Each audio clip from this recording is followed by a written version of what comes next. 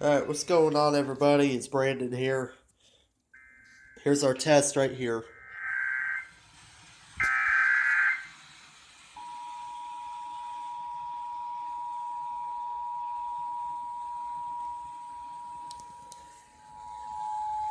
This is a test of the Oklahoma Emergency Alert System. This message originated from the State Emergency Operations Center. In the event of an emergency, this system will bring you important information. This test is now concluded.